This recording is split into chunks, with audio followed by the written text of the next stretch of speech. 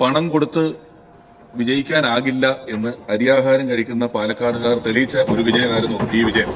ഇവനല്ലേ ഇപ്പോഴത്തെ നമ്മുടെ ഒരു പ്രസ്ഥാനം. എങ്കിലും ഈ ബജറ്റിൽ സാറേ ഈ നെല്ല് കർഷകരുടെ പ്രശ്നങ്ങൾക്ക് ഒരു സീസണൽ പ്രശ്നമല്ലാതെ ഒരു ശാശ്വത പരിഹാരം കാണുമെന്നൊരു വാക്കുണ്ടായിരുന്നു എന്നത് പാലക്കാടുള്ള ആളുകളെല്ലാം ഏറെ പ്രതീക്ഷയോടെയാണ് കാണുന്നത്. ഏറെ അപ്പൊ പ്രതീക്ഷയ്ക്ക് വകയുണ്ട്. കലാമേഖലയിൽ നിന്നും വന്ന ഒരാളെന്ന നിലയിൽ ചലച്ചിത്ര മേഖലയ്ക്ക് വ്യവസായ സ്ഥാനം, ടൂറിസത്തിന് ചലച്ചിത്രത്തിന് നൽകിയ വ്യവസായിക സ്ഥാനം വ്യവസായമായി പ്രഖ്യാപിച്ചതും അതിന് തന്ന ഒരുപാട് കാര്യങ്ങൾ ഞാൻ ഈ സമയം നന്ദി പറയാൻ കൂടി ആഗ്രഹിക്കുകയാണ്. മണവാളാൻ സൽസിന്റെ പേരിലും എന്റെ വ്യക്തിപരമായ പേരിലും ഞാൻ നന്ദി രേഖപ്പെടുത്തിക്കൊള്ളുന്നു. അപ്പം എന്റെ ഗുരുനാഥൻ കൂടിയായ സലീമേട്ടന് 1 കോടി രൂപയുടെ ഒരു സ്മാരകം പണിയും എന്ന് പറഞ്ഞു. പക്ഷെ പലർക്കും സാമൂഹ്യ മാധ്യമങ്ങളിൽ പെട്ടെന്ന് ഈ സ്മാരകം എന്നുള്ള വാക്ക് കേൾക്കുമ്പോൾ പ്രതിമ എന്നുള്ള രീതിയിലാണ് ഓർമ്മ വരുന്നത്. അതുകൊണ്ട് ഇതിന്റെ ആവശ്യകത എന്തെന്ന് പലരും ചോദിക്കുന്നുണ്ട്. അത് ജനോപകാരപ്രദമായ എന്തെങ്കിലും ഒരു കാര്യമായിരിക്കും എന്നുള്ളത് നമുക്ക് വൈകാതെ തന്നെ പ്രഖ്യാപിക്കാൻ കഴിഞ്ഞാൽ സാമൂഹ്യ മാധ്യമങ്ങളിലെ ഈ തെറ്റിദ്ധാരണ നമുക്ക് മാറ്റാൻ കഴിയും. സന്തോഷമായി നമുക്ക് വരുന്നത് അധികാരമല്ല ഉത്തരവാദിത്വമാണെന്നുള്ള വലിയ ബോധ്യം നമുക്ക് ഓരോരുത്തർക്കുമുണ്ട്. ശുചിത്വ കേരളം, സുന്ദര കേരളം, അങ്ങനെയാണല്ലോ അല്ലേ? കാരണം ആ ഉത്തരവാദിത്തം പലതിനെയും ചെറുക്കുന്നതിനാണ്. ഈ വർഗീയത എന്ന് പറയുന്ന വാക്ക്, ഇപ്പൊ വർഗീയതയെ ചെറുക്കാൻ വേണ്ടി നമ്മൾ നിൽക്കുന്നു പറയുമ്പോഴും ഈ വർഗീയത എന്ന് പറയുന്ന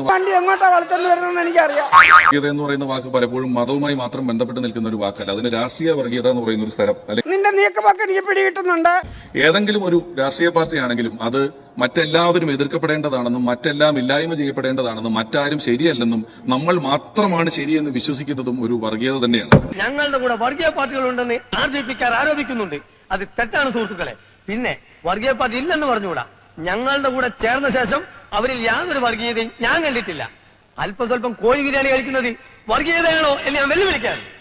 പക്ഷേ ഞാൻ തന്നെ ആദ്യം കണ്ടപ്പോ അയ്യോ ഇത് കൊള്ളൂലല്ലോ എന്ന് വിചാരിച്ചതായിരുന്നു ഈ LDF അല്ലാതെ മറ്റാരുണ്ട് എന്ന് പറയുന്ന ഇവരുടെ ഒരു ക്യാപ്ഷൻ എന്ന് പറയുന്നത്. ഇതാ പറഞ്ഞത്, വർമ്മ സാറുണ്ടെങ്കിൽ സമയം പോണതറിയില്ല. തമാശ സമാധാനം പറഞ്ഞാൽ മതി. ചരിത്രം പറഞ്ഞിരിക്കാൻ സമയമില്ല, ഇച്ചിരി തിരക്കുണ്ട്. മറ്റാരെയും ഉൾക്കൊള്ളുക എന്ന് പറയുന്നത് അത്ര എളുപ്പമല്ല ഇവരെ സംബന്ധിച്ചിടത്തോളം. ഞാൻ നിങ്ങളുടെ ഫാമിലിയുടെ ബാക്ക്ഗ്രൗണ്ട് അന്വേഷിച്ചു. മോശം എന്ന് പറഞ്ഞാൽ മോശം അഭിപ്രായം കുടുംബത്തെ പറ്റി നാട്ടുകാർക്ക്. തന്നെ പാലക്കാട് ജില്ലയിൽ നടന്ന ഒരു പൊതുപരിപാടിയിൽ എന്റെ എതിർ സ്ഥാനാർത്ഥിയെ കണ്ടപ്പോൾ അദ്ദേഹത്തെ കെട്ടിപ്പിടിച്ചു. ഒരു UDF-കാരൻ എന്നോട് നിങ്ങൾ എന്തിനാ എതിർ സ്ഥാനാർത്ഥിയെ കെട്ടിപ്പിടിച്ചെന്ന് ചോദിച്ചില്ല. തെരഞ്ഞെടുപ്പിന് ശേഷമാണ്. ഞാൻ അതിന്റെ കമന്റ് ബോക്സ് നോക്കിയപ്പോഴും എന്തിനാണ് ഞങ്ങളുടെ സ്ഥാനാർത്ഥിയെ കെട്ടിപ്പിടിച്ചെന്ന് ചോദിച്ചു. പിന്നെ എന്നെ ചീത്ത വിളിച്ചുകൊണ്ടിരിക്കുകയാണ് ഒരു പ്രദേശം. RDPയുടെ തൊലി ഇരിക്കുകയാണ് ഉത്തമ, സഹിക്കല്ലാതെ എന്ത് ചെയ്യാ.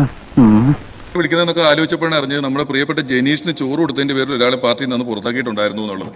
അച്ചടക്കമില്ലാതെ പെരുമാറിയാൽ അറിയാലോ, ഞങ്ങളത് പഠിപ്പിക്കും. ഇപ്പോഴും ഇൻക്ലൂസീവായി ചിന്തിക്കുക എന്ന് പറയുന്നത് ഇവരെ പറ്റി ഇവർക്ക് സാധിക്കുന്നില്ല. അതെന്താണെന്ന് എനിക്കറിയില്ല. ഇൻക്ലൂസീവായി ചിന്തിക്കാൻ ഇന്ത്യയെ പഠിപ്പിച്ച ഒരു പാർട്ടിയുടെ പ്രതിനിധിയായി നിൽക്കാൻ കഴിയുന്നു എന്ന് പറയുന്നത് എന്റെ ഏറ്റവും വലിയ ഭാഗ്യമായി ഞാൻ കരുതുന്നു. നമ്മുടെ തന്നെ ബജറ്റാണ്. അതിനെക്കുറിച്ച് ഇനിയും ഞാൻ ഒരുപാട് ഇവിടെ നിന്ന് പ്രസംഗിക്കുക എന്ന് പറയുന്നത് ഒരു നല്ല കാര്യമല്ല.